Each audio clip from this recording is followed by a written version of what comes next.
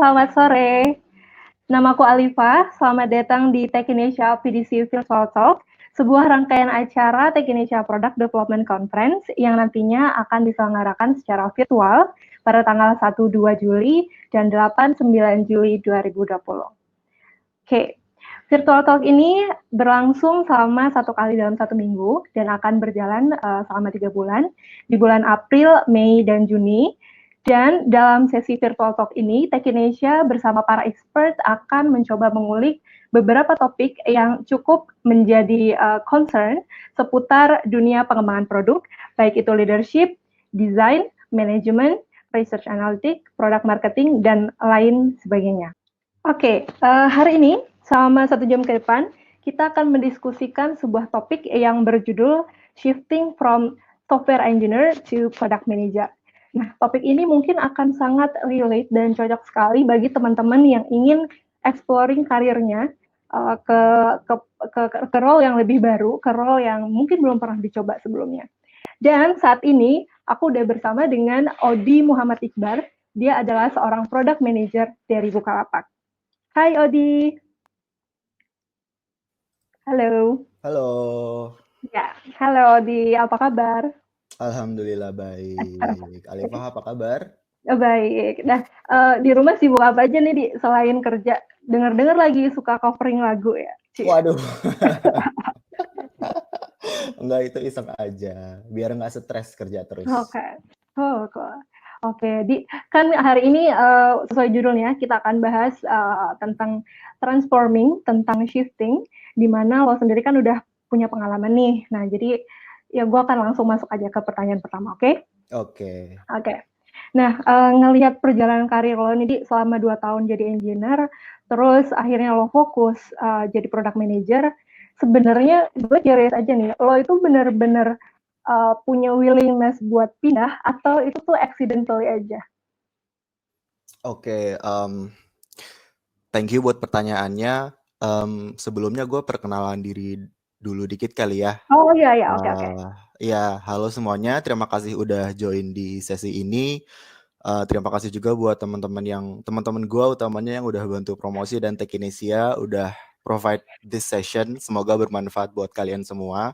Sebelumnya gue mau disclaimer dulu nih bahwa apa yang gue sampein di sesi ini tuh mungkin nggak 100% bener karena ini pure dari experience gue pribadi dan dari point of view gue pribadi. Jadi feel free kalau misalnya ada yang salah mohon dikoreksi.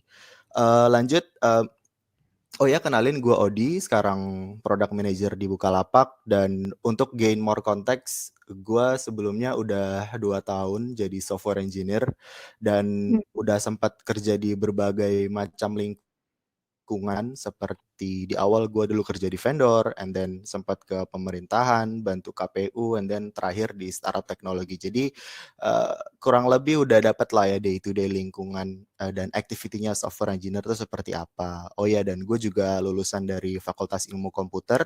Jadi udah tahu lah bahwa jalan pasti nggak jauh-jauh dari IT.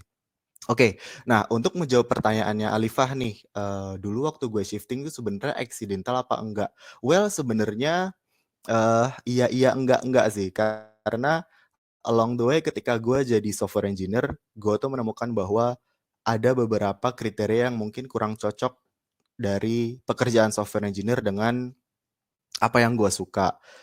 Kalau software engineer kan lebih in detail banget kerjanya di depan komputer ngoding setiap hari.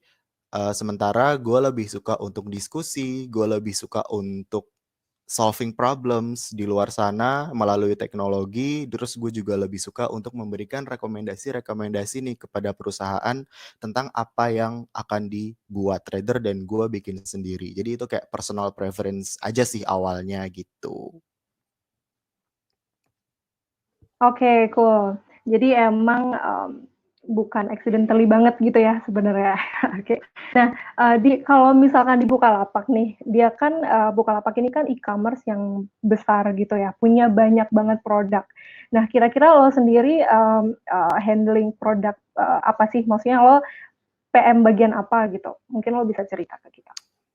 Oh iya, sekarang gue lagi ngehandle kalau teman-teman ada beberapa yang sudah pernah transaksi di Bukalapak dan bermasalah terus mengajukan komplain, kita ada fitur namanya buka bantuan dan gue sekarang kebetulan lagi responsible untuk itu sih buka bantuan. Oh, dibuka bantuan, oke. Nah, Yep. kalau kita tahu sendiri lah ya, sekarang situasinya sedang pandemi COVID dan mengharuskan kita untuk WFH gitu. Nah, kira-kira gimana sih cara lo nge-handle project secara keseluruhan? I mean, koordinasi dengan tim misalnya kan yang paling krusial saat grooming atau mungkin saat nentuin timeline dan lain sebagainya. Oke, wah ini langsung ke main topik banget ya.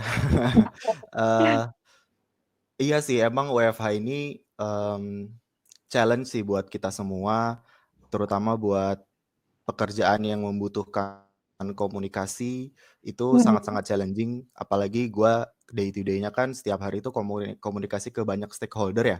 Jadi Hmm. eh, betapa pentingnya komunikasi buat gue itu, even ketika gue daily di kantor aja tuh butuh extra effort untuk memastikan bahwa lawan bicara gue tuh mengerti apa yang gue sampaikan. Nah, dengan kondisi WFH ini yang gue selama ini alami ya gue harus lebih pinter nih untuk merangkai kata-kata di chat, di email, ataupun di hangout dan menggunakan berbagai macam channel komunikasi untuk beda-beda keperluan. Kalau misalnya yang untuk follow up mungkin chat atau email, tapi kalau untuk sesuatu yang butuh decision making, maka gue lebih prefer untuk meeting langsung sih pakai hangout atau pakai Zoom gitu. Oke. Jadi emang kuncinya selalu listening, ya nggak sih? Bener banget. Always listening, always understanding. Udah kayak asuransi ya. Oke, oke, kita balik lagi deh ke topik utama nih, soal shifting dari engineer ke product manager. Nah, sebenarnya berdasarkan pengalaman lo, sulit nggak sih, Di, untuk shifting role kayak gini?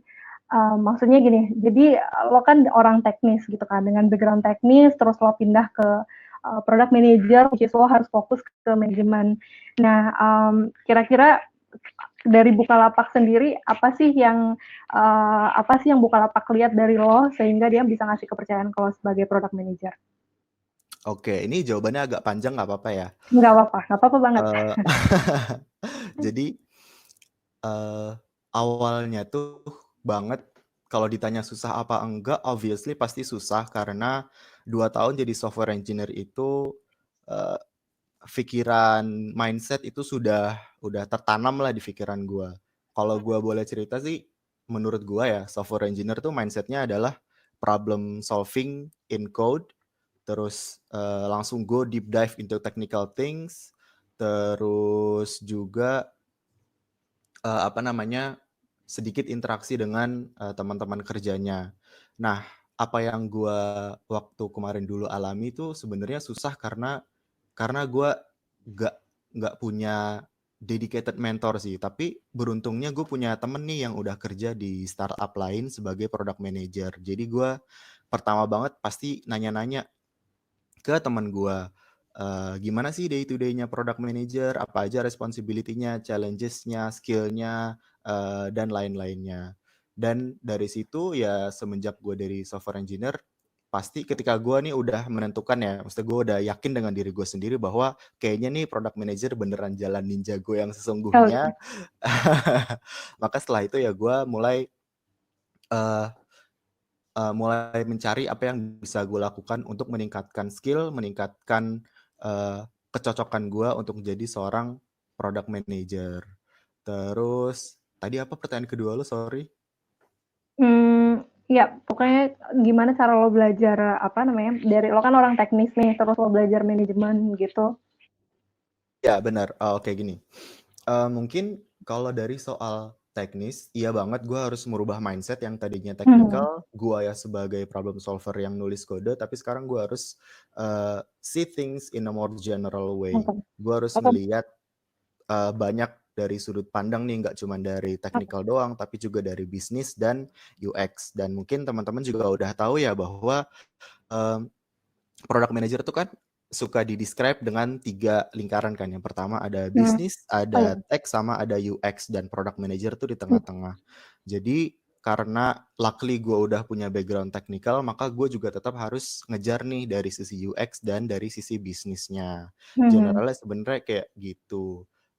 Tapi yang penting juga kayak harus banget sih research ke YouTube, podcast, buku, any resources yang bisa membuat lo lebih paham product manager, itu bakal membantu banget buat menentukan apakah lo tuh bener-bener seorang product manager murni apa enggak sih gitu. Gitu, oke. Oke, cool. Ngomong-ngomong soal mentor nih, Di, berarti sebenarnya kalau lo sendiri punya mentor di internal, maksudnya ada mentor disediain dari kantor kah? Atau lo inisiatif aja gitu dari luar, emang lo sebenarnya punya mentor buat shifting kemarin gitu sebelum jadi product manager? Nah, itu dia tuh yang jadi salah satu pain points gue adalah waktu awal Hmm, gue jadi software engineer, gue nggak punya mentor. Tapi alhamdulillah gue punya teman yang masih bisa gue tanya-tanya.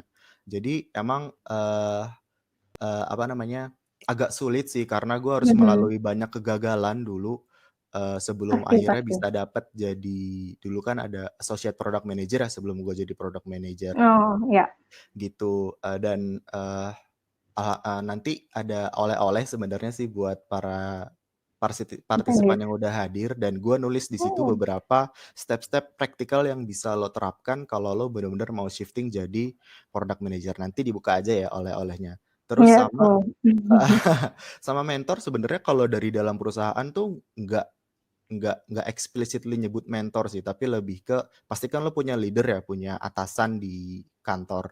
Dan itu Mhm. sebenarnya fungsinya selain kerjaan, Report, tapi harusnya ya selain report, tapi juga harusnya bisa ngebimbing lo nih untuk betul. karir dan personal Setuju. growth lo juga di company gitu.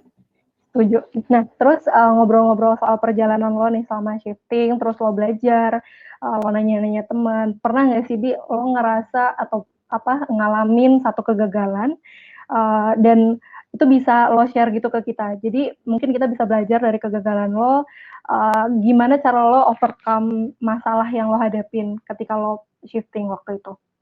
Oke, jadi gue langsung straightforward aja ya. Jadi Hmm, dulu kegagalan pertama gue adalah kan ketika lo sudah decide untuk shifting maka oke, poinnya adalah lo pengen di hire oleh sebuah perusahaan untuk iya. menjadi product person atau entah itu mau jadi junior product manager atau associate product manager. Nah, pertama kali pasti lo harus nih yang dulu gue kurang lakukan adalah gue kurang merepresentasi diri gue ke dalam bentuk dokumen yang dilihat sama recruiter di company. Oke. Yaitu CV, LinkedIn, sama cover letter. Jadi make sure Hmm, step pertama yang lo lakukan adalah lo merepresentasikan diri lo sebagai whatever it is, lo designer ataupun engineer yang punya interest besar ke product manager. Itu yang pertama yang harus lo lakukan. oke. Terus yang kedua adalah lo harus juga eh, mikir nih, kenapa sih si recruiter atau HR di company itu ngelihat gue apa sih kualitas-kualitas product manager yang bisa gue sambungin ke apa yang udah ada dari diri gue sekarang. Gak harus pengalaman kerja karena obviously lo seorang software engineer bukan product manager, tapi kan artinya ada personality yang bisa lo sambungan. Betul. Contoh problem solving itu nyambung banget dari software engineer ke product manager. Nah, hal-hal kayak gitu yang harus lo emphasize ke recruiter. Terus itu gue gagal kayak gue dulu apply ke 30-ish perusahaan dan setengahnya mungkin nggak ngerespon. Gue dulu 6-7 kali itu gagal di company worldwide. Misalnya udah interview, udah sampai tahap Mhm. terakhir, tapi beberapa juga gagal gitu sih. Itu step pertama. Nah, terus step kedua nih setelah let's say lo udah punya CV yang mumpuni, CV yang bagus, maka setelah itu lo harus meningkatkan skill gimana caranya lo tuh menjadi strong candidate untuk diterima di perusahaan tersebut. Nah, skill apa yang bisa lo coba latih? Contohnya banyak kayak misalnya komunikasi, terus lo juga harus tahu komponen-komponen apa yang dikerjakan oleh product manager sehari-hari, itu bakal lo ngasih lo bayangan kerjanya seperti Mhm. apa, terus juga lo tahu nih skill-skill yang menjadi good manager atau outstanding product manager itu seperti apa. Jadi lo bisa memberikan kesan kepada recruiter lo nanti gitu. Oke. Oke, itu kan tadi ngobrol-ngobrol soal, apa ya, branding diri kita kan sebelum kita jadi product manager. Nah, ngobrol-ngobrol soal ketika lo udah jadi PM nih, pernah nggak sih di awal-awal lo ngerasa kayak, "Aduh, gue punya gue punya kesalahan nih, atau kayak gue miss di bagian sini nih. Nah, ada nggak sih pengalaman yang kayak gitu, misalkan dari komunikasi, atau misalkan komunikasi sama tim gitu ya, atau misalkan dari research gitu, atau apapun gitu. Lo pernah nggak sih ngalamin hal seperti itu di awal-awal? Dan kira-kira tipsnya deh, gimana cara overcome itu? Oke, pasti banget sih. Namanya orang belajar ya, pasti kan pernah Pasti. salah. Cuman one thing yang bener-bener hit gue banget dulu itu waktu gue jadi associate product manager di Snapcard, salah satu data company. Gue miss dalam stakeholder management. Jadi seorang product manager itu perlu banget punya skill komunikasi yang mumpuni, dan komunikasi itu salah satu turunannya menurut gue adalah stakeholder management. Jadi lo harus memanage ekspektasi dari setiap stakeholder yang kerja sama lo. Karena kan lo product manager ya, tadi 3 stakeholder itu sebenarnya udah gue sebutin, yaitu ada UX, bisnis, sama satu lagi tech. Kalau misalnya lo product manager di startup mid-size, mungkin salah satu stakeholdernya adalah user secara langsung juga. But intinya buat lo harus banget nih memahami seberapa besar kapasitas lo sebagai product manager dalam waktu seminggu atau 2 minggu. Jadi lo benar-benar harus memahami gue tuh bisa kerja sebanyak apa sih, dan pastikan bahwa ketika lo promise sesuatu ke stakeholder, maka lo udah punya at least bayangan, kayaknya kerjaan ini gue selesai dalam waktu 3 hari deh. Dan jangan lupa untuk add some buffer. Buffer tuh kayak, ya udah kalau misalnya kerjaan 3 hari, kayak lo tambahin 3,5 hari atau 4 hari. Jadi kalau ada apa-apa tuh lo bisa antisipasi nantinya. Betul, iya kayak gitu banget. Dan itu yang gue gagal dulu lakukan, dan sebagaimana sehingga gue bikin satu fitur itu delay live production-nya, dan itu bener-bener mereka pissed banget sih, stakeholder gue waktu itu. Cuman gue nggak nyesel gue salah, karena di sana bener-bener ngasih lingkungan yang bagus banget sih buat growing, dan gue juga punya senior product manager yang understanding. Jadi thankfully mereka toleran dan nggak sampai di SP gitu, enggak sih. Ya, karena itu mungkin salah satu hal yang paling ditakutin orang-orang gitu ya di awal-awal pas habis mulai kayak gitu. Nah, ngomong-ngomong soal background ini, karena lo backgroundnya teknis gitu ya, orang dari software engineer gitu ya, emang orang teknik banget gitu. Mungkin itu sedikit keberuntungan lah, sedikit sisi laki lo deh gitu. Nah, tapi menurut lo sendiri sebenarnya buat jadi product manager itu emang harus punya background teknis kah, atau sebenarnya nggak perlu banget gitu. Dan mungkin lo bisa cerita juga orang-orang di sekitar lo yang product manager juga, kira-kira background mereka apa sih gitu. Oke, nah ini menarik nih. Jadi kan banyak orang yang mikir bahwa product manager tuh harus technical, harus dari engineer. Well, enggak sih. Di Bukalapak pun gue tahu banyak product person di Bukalapak yang backgroundnya bukan computer science ataupun information system, atau even bukan desain. Jadi kayak dia ilmu sosial itu ada yang jadi product manager. Terus dari teknik yang bukan non-IT itu juga ada yang jadi product manager. Well, basically semua orang bisa jadi product manager. Cuman kan dari gue udah sebutin ya di awal bahwa at least ada 3 scope nih yang harus lo pahami sebagai product manager.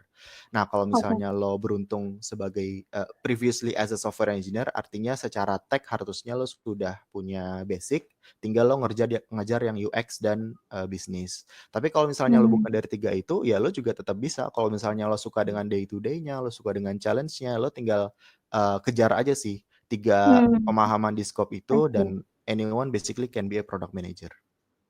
Cool. Tuh, jadi teman-teman semuanya tidak usah khawatir.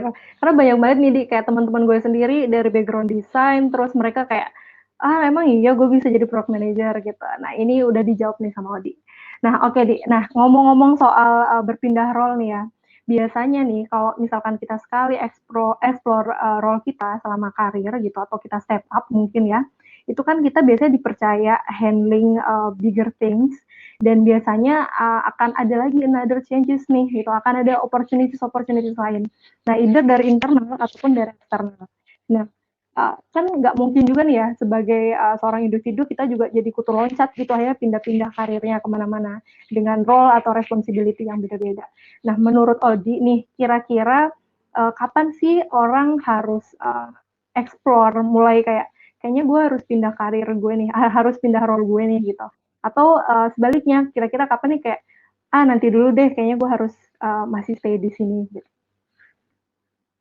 Oke, ini pertanyaan bagus banget sih. Ini relate juga sama pengalaman gue dulu. Jadi basically sebenarnya ada dua hal ketika lo mempertimbangkan whether untuk ganti job atau harus pindah perusahaan. Jadi yang pertama banget itu adalah you have to really look on yourself deeper. Apakah lo bahagia menjalani job yang lo sekarang jalani? Apakah ini benar-benar job yang lo inginkan dari dulu? Apakah ini cocok dengan diri lo? Apakah lo dengan suka lingkungannya? As simple as sebenarnya happy atau enggak sih ketika lo ngejalanin pekerjaan itu that makes a lot of difference. Itu yang pertama. Sama yang kedua, gue lebih prefer untuk put my attention to my personal growth kalau kerja.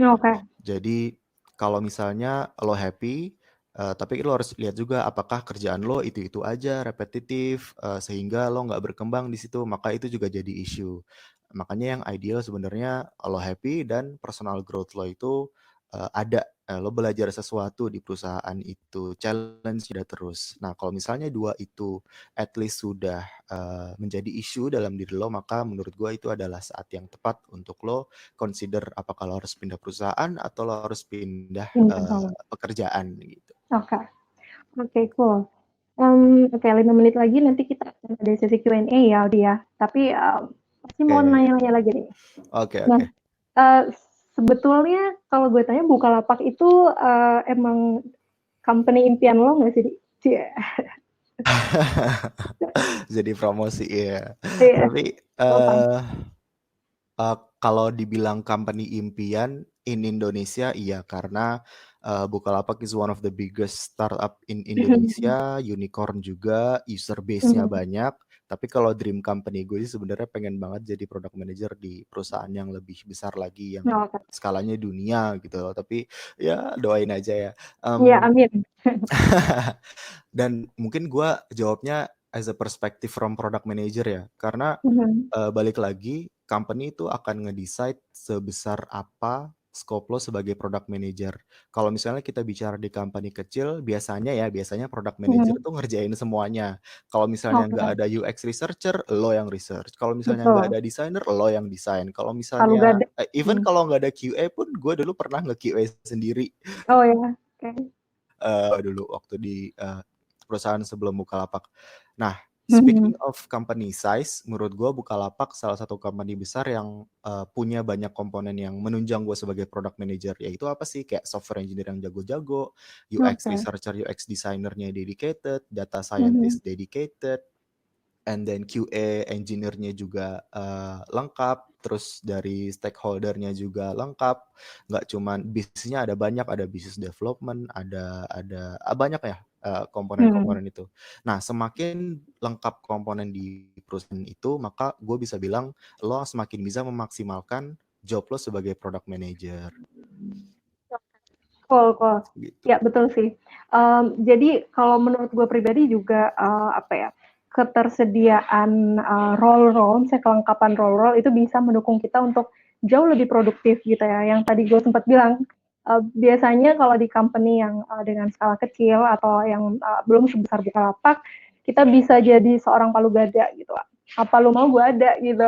Nah, cuman menurut aku itu suatu hal yang tidak apa-apa gitu bagi orang yang emang mau berkembang untuk step awal, nggak apa-apa lah kita join di perusahaan seperti itu gitu ya kan. Tapi setuju banget sama yang Odi bilang tadi. Nah, pertanyaan selanjutnya nih, kira-kira sejauh ini selama jadi product manager di Bukalapak, apa sih yang bikin Odi berubah gitu? Apa sih yang lo ngerasa kayak gue dapet value-nya ini banget nih di Bukalapak gitu? Oke, wow. Oke, gue sebenarnya dari tadi sambil baca sih pertanyaan-pertanyaan dari teman-teman ya. Mungkin jawaban ini sekalian kali ya dengan ngejawab teman-teman semua. Jadi kayak dari Oke. tadi tuh gue ngebaca ada apa sih bedanya product manager dan project manager, terus apa ya non teknisnya product manager. But anyway, untuk yang soal pertanyaan beda project manager dan product manager, mungkin ini bakal nyinggung juga sama yang pertanyaannya Alifah. Jadi gini, Oke. em, ketika kita bicara PM, maka PM itu kan biasanya punya 3 meaning ya. Ada pertama obviously product manager atau product management, and then Mhm. yang kedua itu project management, dan yang ketiga itu people management. Nah, sebagai product manager di Bukalapak itu kita nggak ada project manager dedicated, tapi di Bukalapak itu adanya adalah product manager dengan mindset project management. Maksudnya Oh, apa wow. sih? Maksudnya apa sih? Jadi gini, kalau kita bicara dari sisi eksekusinya ya, product manager Mhm. itu responsible untuk membuat apa dan kenapa fitur itu dibuat atau di tahap product development proses, maka itu ada di awal di tahap discovery and then di Mhm. akhir di measure. Eh, tapi kalau project manager itu lebih responsible untuk di eksekusinya bagaimana dan kapan. Jadi berurusannya dengan how to, dengan details technical itu project manager. Dan biasanya di saat tahap eksekusi bikin produk itu responsible-nya ke project manager. Jadi yang Scrum, Daily itu Mhm. responsible-nya si project manager. Nah, tapi sebagai product manager yang punya mindset project management juga di Bukalapak, even people management juga, tapi ntar gue Mhm. bakal ke sana.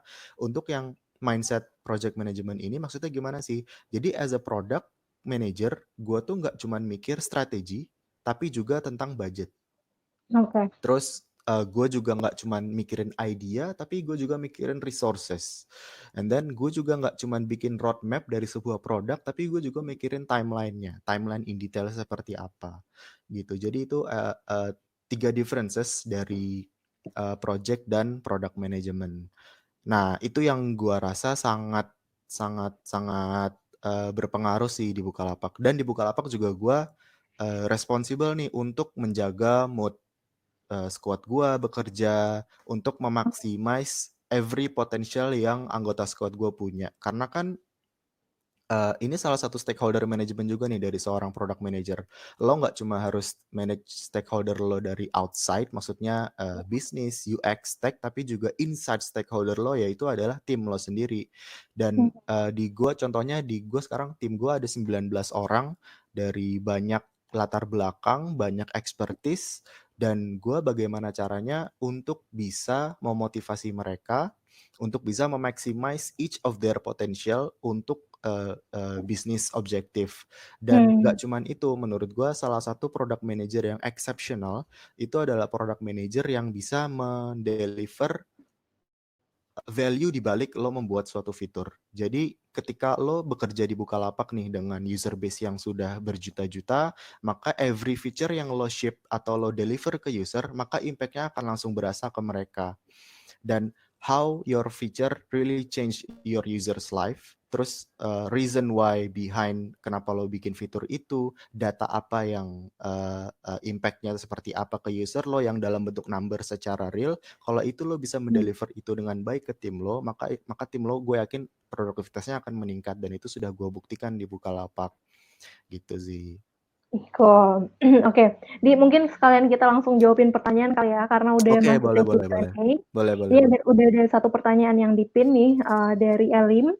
Lebih baik kalau mau shifting jadi product manager, langsung incernya ke startup yang skalanya udah besar atau yang startup baru aja gitu. Mungkin tadi udah sedikit disinggung Iya, kali ya, bener banget. cuman mungkin lo bisa lebih lebih jelasin lagi tentang uh, company yang seperti apa sih kira-kira yang bagus untuk kita explore role ini jadi product manager. Yap, thank you pertanyaannya Elim. Jadi gini, dulu pun gue awalnya nggak langsung ke Bukalapak sih. Gue ada perusahaan sebelum Hmm. Bukalapak juga yang mungkin employee-nya nggak 1000-an tapi ratusan waktu itu.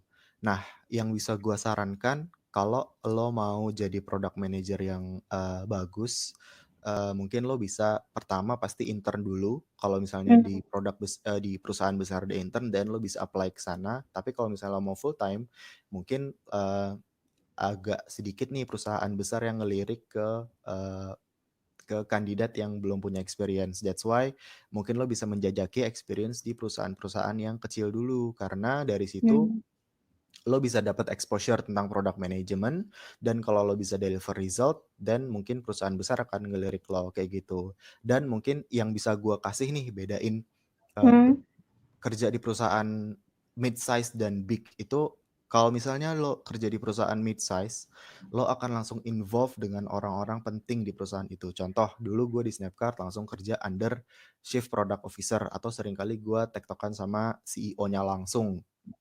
Terus gue langsung involve ke user gue langsung datang ke user gue, nanya langsung.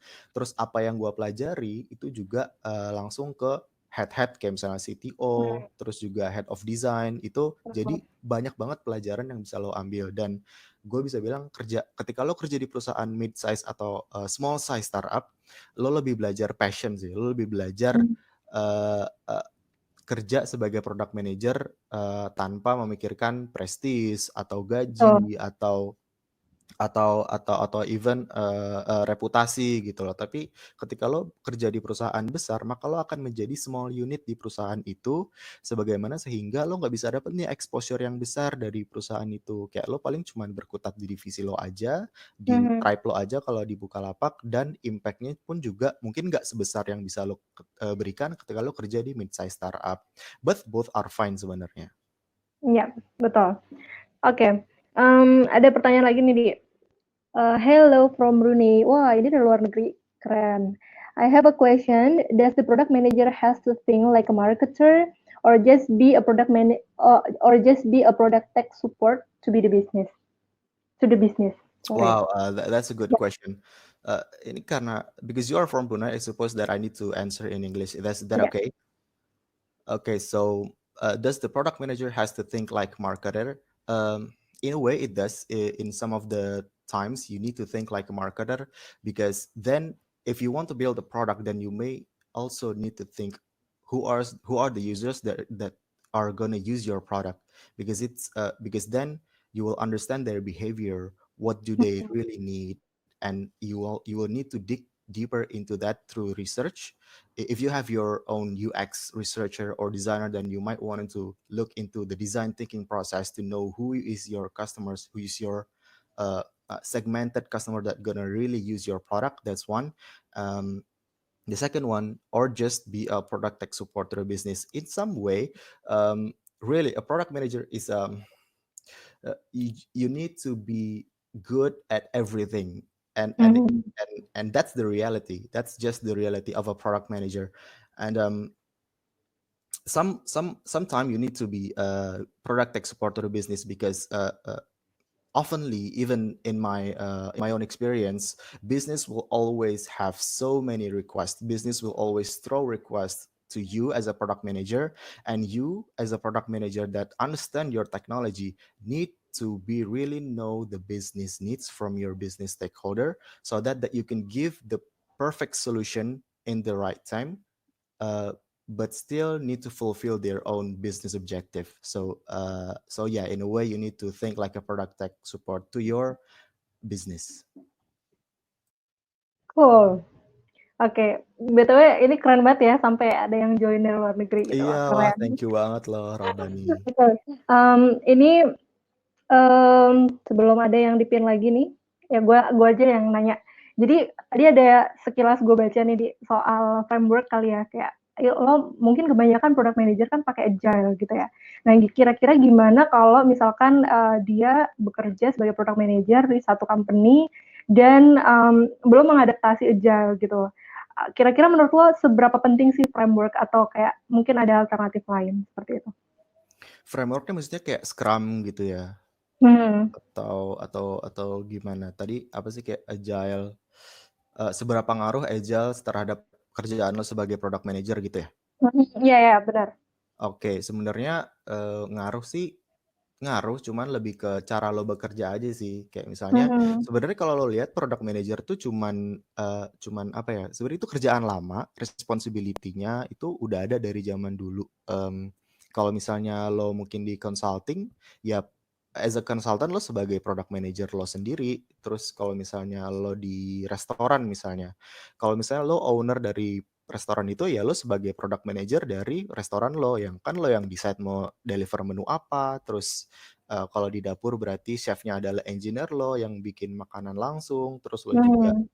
butuh marketing division yang deliver fitur-fitur atau makanan-makanan lo ke user secara langsung. Jadi Mhm. yang berubah itu adalah the way you work mungkin. Kalau misalnya pakai Mmm, agile, mungkin ya lo harus belajar Scrum, lo harus belajar betul apa namanya, how to, kan kunci agile sebenarnya lebih ke gimana caranya lo bisa fleksibel dalam ngejalanin sprint, betul. ngejalanin bisnis. Jadi ketika ada perubahan, maka lo nggak harus ngerombak semuanya dari awal, Betul, gitu sih. Itu juga it's just a matter of working style in a way, tapi sebenarnya kerjaannya sama aja sih. betul. Oke, kita tunggu lagi nih. Ayo, admin. Wah, banyak banget nih ya Iya, pertanyaannya. banyak banget, saking bingungnya, makanya gue mencoba minta tolong ke teman-teman yang di belakang. Nah, ini Oh, udah ini ada. ada nih. Gimana sih cara estimasi waktu pengerjaan? Apakah Hmm. berdasarkan target dari product owner aja, atau justru mendengarkan ke tim, baik itu baik itu developer kali ya, developer atau desainer. Kalau udah ditentuin estimasi waktunya, namun tim kita nggak bisa tepat waktu, itu gimana tuh baiknya?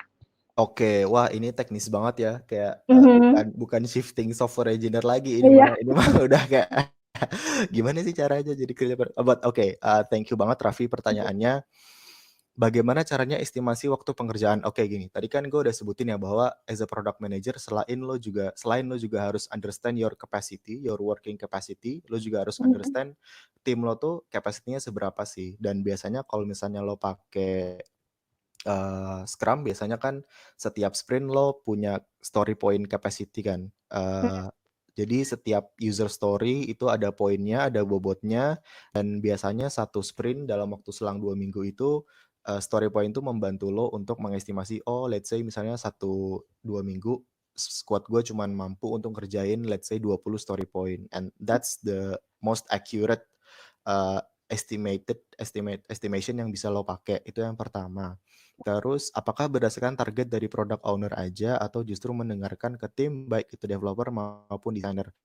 Jawabannya adalah semua stakeholder harus lo dengarkan, kebutuhannya apa, karena, product manager itu bahasa kerennya sebenarnya nggak bahasa daily life-nya sebenarnya calo sih. Jadi, jadi kita sebenarnya tuh nyaloin bisnis, tech, and then designer, atau kalau ada product owner-nya berarti product owner, untuk gimana caranya kita bisa ngasih recommendation ataupun decide untuk deliver what feature to build, eee, in timely manner di waktu yang terbaik, dengan tetap mempertimbangkan, bisnis objektifnya. Gitu. Jadi lo benar-benar harus menyelaraskan semua stakeholder yang lo punya. Terus kalau sudah ditentuin estimasi waktunya namun tim kita nggak bisa tepat waktu, gimana solusi terbaiknya? Nah, itu kan berarti artinya lo sebagai product manager harus deliver that message into business kan. Kayak misalnya nih, bisnis mau A, terus pas lo lihat capacity dari tim lo, wah nggak bisa nih di-deliver. Nah, kalau misalnya lo tetap deliver ke bisnis kan artinya lo yang salah karena lo over promise dong ke bisnisnya. Mhm. Nah, dari situ artinya lo harus, at least coba nih di-revalidate lagi ke bisnis, bener nggak sih yang dibutuhkan itu semua ini? Atau kita bisa, eee eee, bagi-bagi ke part yang lebih kecil. Seringkali ya dari pengalaman gue tuh kayak misalnya bisnis request A, B, C, D, E, and then pas ketika gue revalidate lagi, ternyata butuhnya cuman A, B gitu. Kayak 2 out of 5 request doang yang jadi, kebutuhan utamanya bisnis. Jadi that's why you need to really validate and validate ulang the request, and then kalau misalnya benar-benar nggak bisa, lo nggak boleh maksain, lo harus benar-benar deliver, ada isu nih gitu dari tim gua gitu, oh ke bisnis maupun ke desain atau ke developer gitu. Oke, berarti intinya nggak boleh overpromise gitu ya, Di? Tidak direkomendasikan Tidak karena lo juga direkomendasikan. yang ribet kan nanti. Benar benar benar, setuju. BTW lagi kan, by the way, punten nih, mau iklan dulu dikit ya. Oh ya, boleh, Oke, boleh, boleh. jadi Boleh, boleh. ada special offer dari teman-teman Tech Indonesia untuk teman-teman yang hadir di sini. Kita akan tunggu di Tech Indonesia Product Development Conference virtual yang nanti akan diadakan 1, 2, dan 8, 9 Juli 2020. Dan ini ada diskon spesial untuk yang hadir di Virtual Talk ini, 25 ditambah 15% lagi dengan menggunakan kode virtual. Kalian boleh klik CTA button, call to action button yang ada di situ. Nanti kalian akan redirect, akan buka new tab ke websitenya Tech Indonesia PDC. Oke, kita balik lagi Odi. Wow, Thank you. keren banget tuh offernya. Jangan lupa ya semuanya. Oke, kita tunggu lagi ada pertanyaan yang segera di pop up. Atau mungkin Odi lagi udah milih ada pertanyaan yang pengen dijawab? Sambil nunggu. Coba gua sambil scrolling ya. Ya.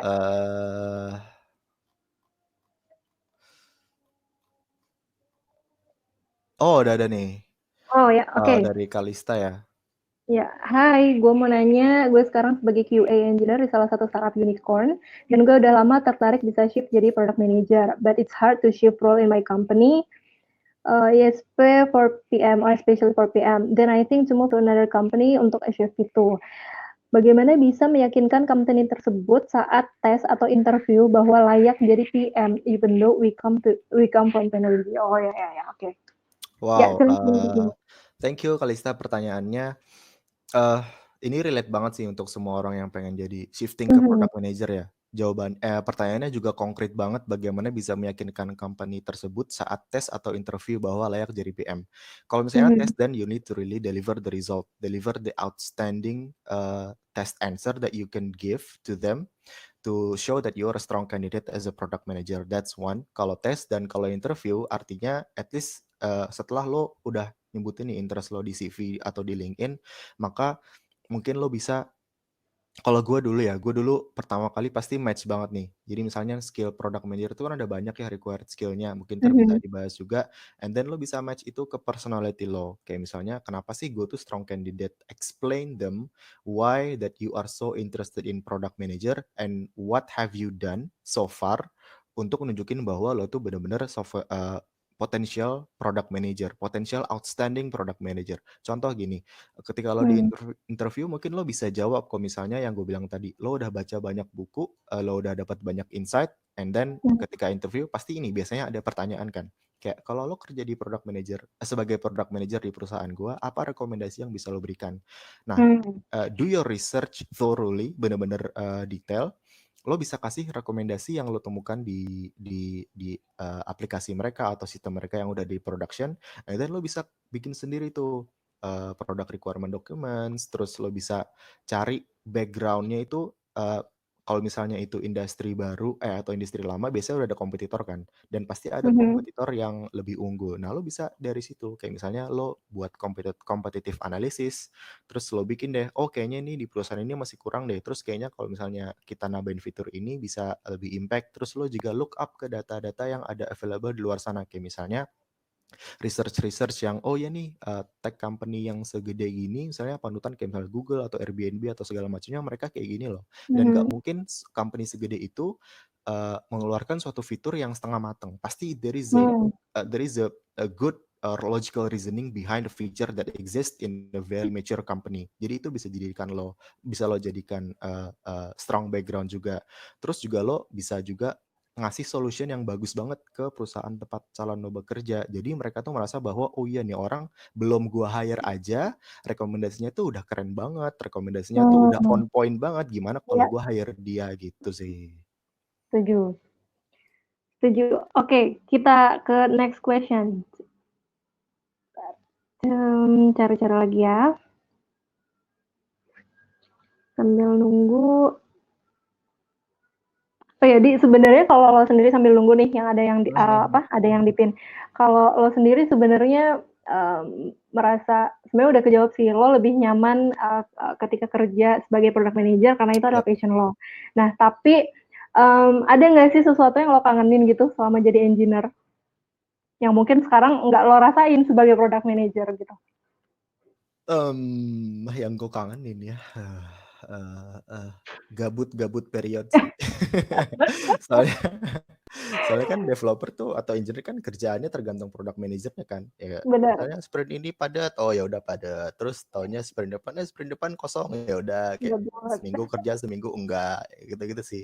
Product Oke. manager nggak bisa gitu. Kita every time itu Mhm. Oke. Oke, ini udah ada pertanyaan lagi nih. Sebagai backend developer, saya terbiasa dengan pengerjaan fitur. Akan tetapi biasanya tidak disertai dengan alasan jelas mengapa fitur itu dibuat. Nah, saat ini saya beralih menjadi product manager dan lebih aware akan data. Akan tetapi, bagaimana seharusnya kita collect dari data yang kita miliki sebelum untuk membuat produk yang dibutuhkan oleh user dan menjadi satu flow produk yang menarik serta profitable. Oke. Oke, ini dari Putri ya, thank you Putri. Oke, sekarang lo udah jadi PM dan lo udah lebih aware akan data. That's a very good uh, start for you.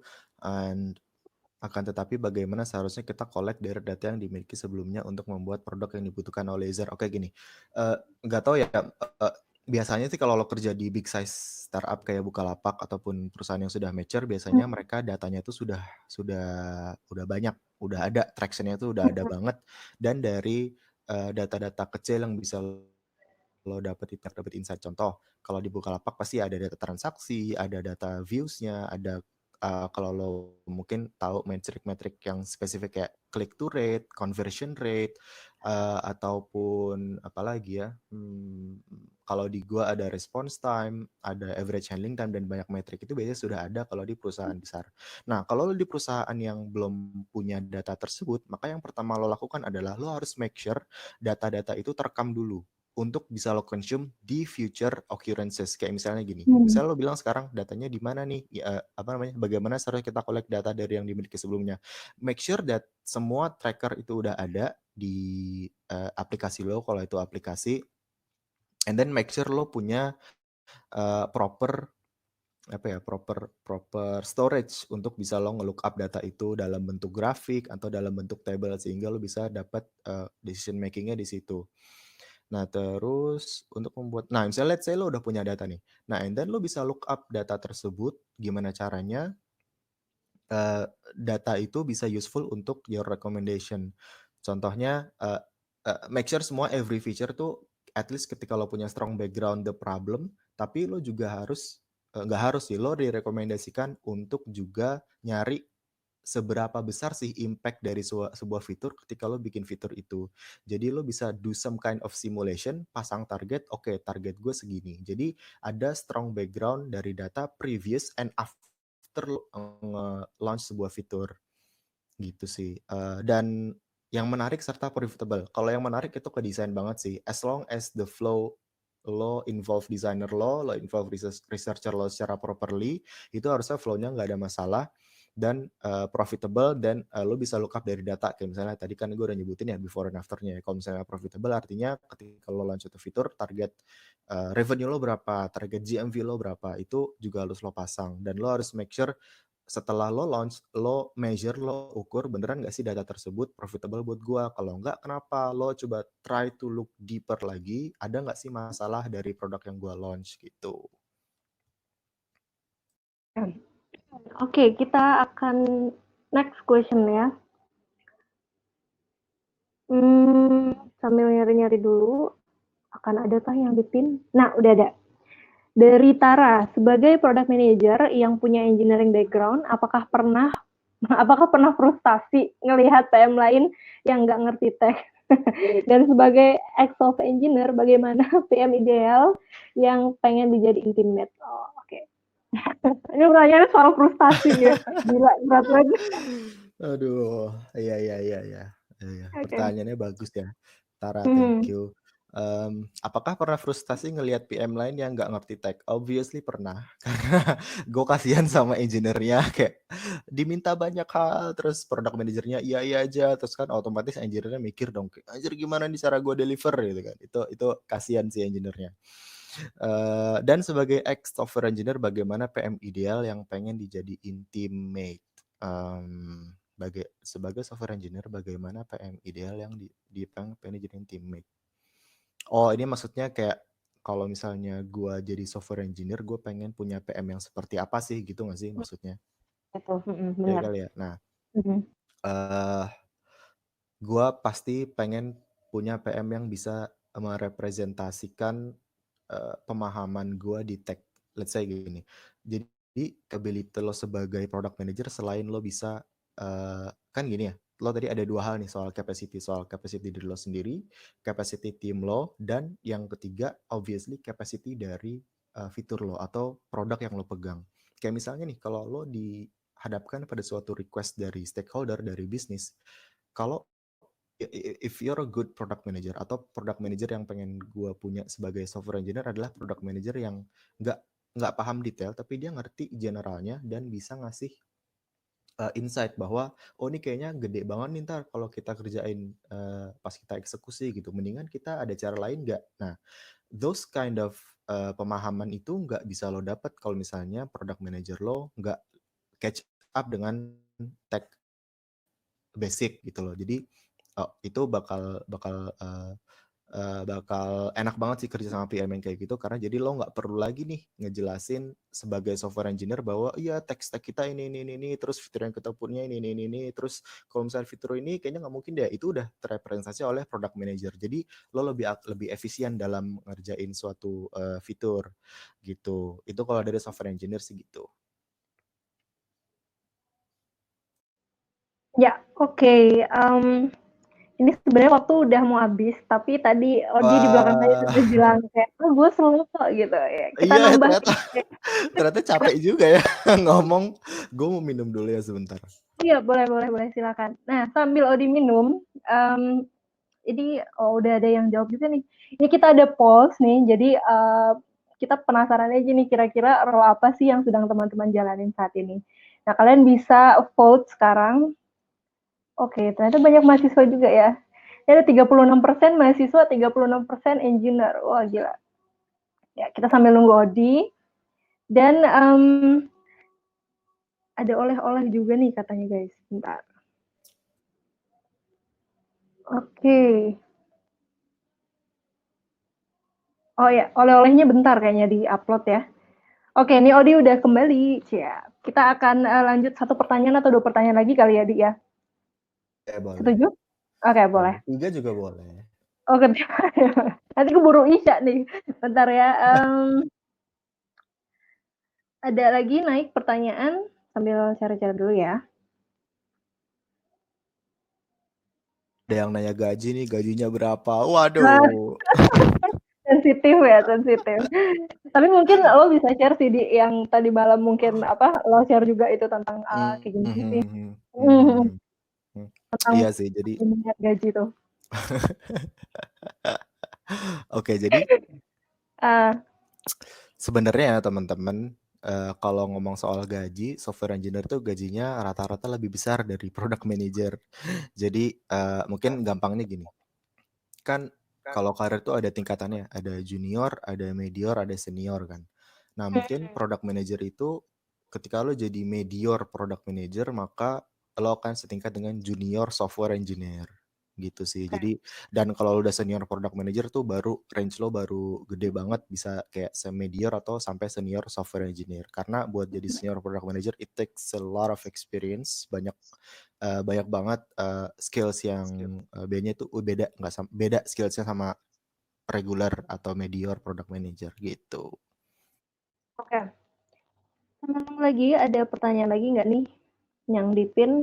Oh ya, mau ngingetin buat teman-teman, ini kebetulan udah di-upload nih oleh-olehnya dari Odi. Jadi di menu files itu ada satu dokumen PDF yang bisa kalian download. Itu adalah kurang lebih rangkuman ya dan tips and trick gitu ya dari Odi.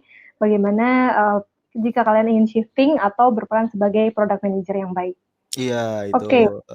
ya dibaca aja sih. Hopefully cukup praktikal buat dipraktekin. Oke, ini gue udah di kode-kode nih, katanya disuruh N aja. Kita Oh N gitu. kah Oke. atau satu pertanyaan Satu dulu lagi kali ya? deh, satu lagi kali ya. Yang terakhir dari Gita. Tadi kan katanya sebagai product manager perlu mikirin budgeting juga ya. Kalau belum pernah ngurus budgeting, belajarnya dari mana? Oke, sama ada satu pertanyaan juga nih dari yang menarik dari Azalea katanya Oke, boleh. apa sih kalau shifting dari divisi lain ke PM kira-kira basic skill banget deh apa yang harus saya improve skillnya ya atau ada skill Mhm, khusus kayak communication mhm, kan PM banyak leading. Oke, pertama mhm. dari kita dulu katanya sebagai product manager perlu mikirin budgeting juga ya kalau belum pernah ngurus budgeting belajarnya dari mana? Sebenarnya tuh be honest gue tadi itu ketika gue nyebut budget maka not necessarily kayak misalnya gue ngitung gaji engineer gue tuh berapa terus apa Mmm, namanya eh, apa namanya apalagi sih kayak selain gaji gaji selain benefit dari gaji tuh kayak asuransi nggak gitu sih tapi lebih ke gini eh ketika lo bikin sebuah produk itu let's say lo squad lo ya ada engineer ada QA ada bla bla bla let's say capacity-nya tuh atau rata-rata gaji misalnya 10 juta nih terus squad lo 10 orang terus dalam satu sprint eh 2 minggu atau 2 sprint deh 1 bulan eh let's say dari gaji 10 orang itu lo makan cost 2 sprint itu let's say 100 juta untuk squad lo. Nah, terus but then ketika lo buat fitur, artinya kan lo harus juga lihat nih impact secara financial ataupun profit dari fitur yang lo bikin. Atau kalau misalnya lo ada fitur yang non revenue dan lo bisa mungkin fitur yang cost efficiency atau value apapun yang bisa diuangkan. Nah, at least harusnya kan lo bisa membuat fitur yang lebih profitable dari biaya si operational squad lo ini yang tadi let's say 100 juta. Kayak misalnya dalam 2 sprint bisa kayak kita buat suatu fitur yang mungkin nggak 100 juta tapi kalau kita bikinnya cepet terus kita bisa deliver kayak tiap bulan bisa ngasih revenue sekitar 30 juta and then it goes on sampai sampai bertahun-tahun. That's a good investment kan. Jadi mindset budgeting, mindset bikin suatu fitur dengan investment in money, in valuation, that's good mindset for you karena itu yang akan itu bahasa yang sangat di-prefer oleh bisnis team gitu. Dan pertanyaannya Azel tadi, skill-skill apa sih yang harus dilatih sama seorang yang mau pindah ke PM? Oke, jadi I would say yang pertama pasti communication skill. Kenapa? Karena lo kan calo ya ke semua banyak stakeholder. Meaning ya lo harus bisa berbahasa dengan berbagai sudut pandang. Nggak cuma dari tech, tapi juga ke bisnis. Ya ketika kalau ngomong sama bisnis ya jangan terlalu teknikal karena mereka pasti nggak paham. Terus ketika ngomong sama bisnis juga jangan terlalu ke desain karena mereka nggak paham juga. Jadi lo harus benar-benar bisa memposisikan diri lo sebagai lawan bicara yang baik untuk stakeholder lo. Itu yang pertama komunikasi. Terus komunikasi apa lagi? Komunikasi lisan dan tulisan dalam bentuk kayak misalnya product requirement dokumen. Ketika lo berkomunikasi dalam bentuk chat email, maka pastikan tulisan lo itu ada tulisan yang mudah dimengerti. As simple as that sebenarnya. Karena ketika lo komunikasi lo enak sama semua stakeholder, maka it makes a lot of difference. Lo jadi bekerja lebih efisien. That's one. Terus yang kedua, problem solving menurut gue. Kenapa? Karena lo as product manager kan tujuan lo tuh sebagai product problem solver. Jadi kalau lo nggak mau nyelesain masalah di luar sana ya jangan jadi product manager. Itu problem solving. Itu bisa lo latih dari mana? Lo bisa baca buku, baca banyak business case, terus baca gimana perusahaan menyelesaikan suatu solusi, itu lo udah banyak banget bacaannya di luar sana. Itu problem solving, that's two.